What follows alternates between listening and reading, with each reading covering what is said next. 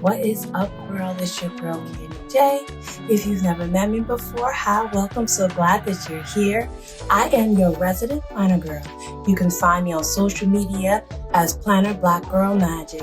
On my channel, I will share with you how I plan, how I set up my plan, how I use organization and systems to make sure that I can get everything that I need to get done.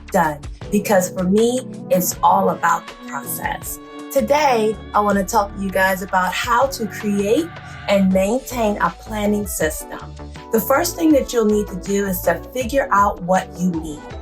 We'll go back to figuring out how you receive and process information. If you didn't catch me on my last video, I am a visual learner. So that would be my answer to that step. The next question that I ask myself is the size that you would like to carry around. There are many different sizes of planners, and it's all about comfort. Some of us prefer to be in a smaller size, while others are more comfortable in a larger size. That decision you have to make for yourself so that you are able to keep up with your planning system. The next thing that you want to look at is the type of system. There are many different types of systems of planners. For example, there are ring planners, disc-bound planners, spiral or book-bound planners, and the ever-increasing digital planning. So we're going to do a digital planning pause, okay? So this is Notion. I use Notion for my digital planning. I just wanted to show you guys a few of the tabs that I use most often and how I use them. So for my first one that we're looking at, this is my work dashboard. So this houses all of the things that are work related to my 9-to-5 job. I set up a dashboard because for me, it is easier to see certain things all in one place so that I don't have to go switching back and forth between pages. So you'll see on my dashboard, I have an inbox. I have sticky notes for myself so that I can always get back to that information. I have a monthly view.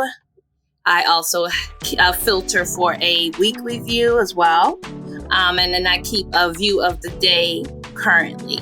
And if you don't know about Notion, Notion can be a really heavy lift in the beginning in reference to setting up and customization. But if you all want me to do a walkthrough or teach you guys how I use Notion, let me know down in the comments and I will definitely do that.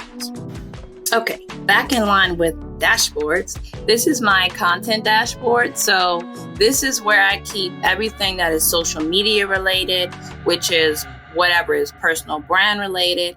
All these things go on my content dashboard. So you'll see I have an inbox, much like I had for my HABC dashboard. I have sticky notes. I have a connection to my brand bills. So that would be shop bills or anything related specifically to brand. I keep a tab that I can readily see my content pillars because I have created some. As a side note, if you do not have content pillars and you are a content creator, you need one. We can check back in on that later. I also keep a section for ideas that come up that I want to use for content. That information is here, and that's a quick link to that. That's a quick link to my blog. I blog over on medium.com. I will link that information down in the description box if you are interested. I also keep a view of my monthly calendar for content. So this is just a smaller view of the bigger calendar. I want to be able to see that in ready view. I also keep sticky notes for the section of my brand that is just Planner Girl Magic. So anything that is task related to Planner Girl Magic will go on that sticky note. I also have a section where I can drop content ideas. So if I'm scrolling on Instagram or whatever social platform I'm on at that time, I can open my Notion, which has a very awesome mobile app. And I can just drop those ideas here. And then that way, when I'm getting ready to plan my content out for the month, week, etc., I can go to my post idea inbox if I'm stuck for ideas. So that has been super helpful for me. I keep what's going on for content posts today. I have not put it in my system yet, but if you all want a view of my Notion again, let me know down in the comments and I can walk you through how I plan out my content.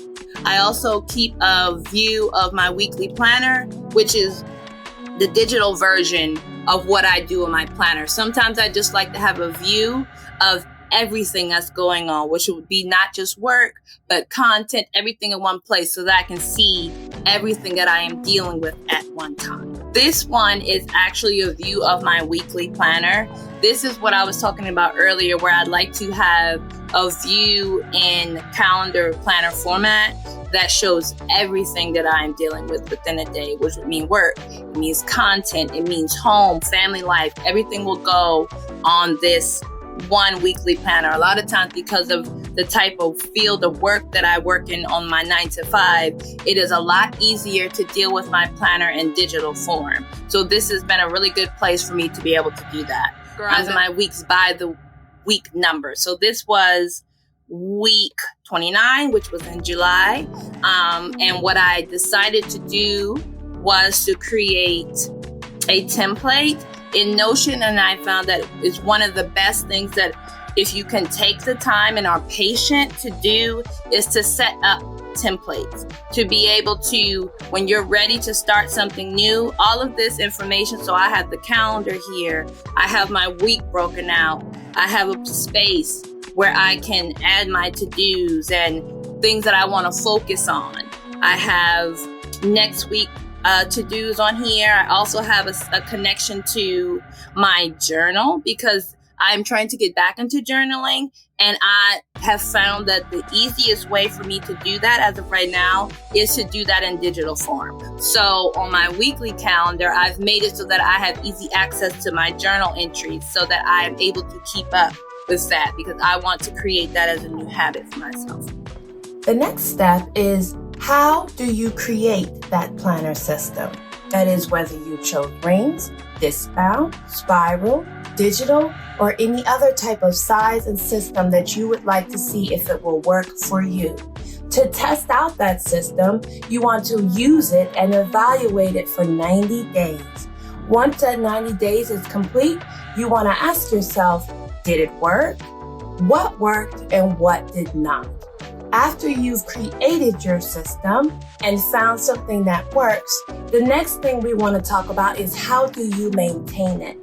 The best way that you can maintain your planning system is to use it, y'all. Establish some type of connection with an established habit that you already have.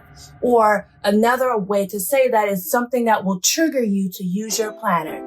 For me, my trigger is my morning coffee in the morning, because y'all, I love me some coffee. But that trigger allows me to say, hey, now it's time for me to plan out my day. Find your trigger and use that to keep up and maintain your planning system. Now let's summarize what we learned today, y'all, okay? So we start with number 1, figuring out what you need. After you figured out what you need, you want to create that system and evaluate it for 90 days and to decide whether it worked and what did not. Once you've created that system, you want to maintain it, which is to use it, y'all. That is the best way that you can maintain a planning system.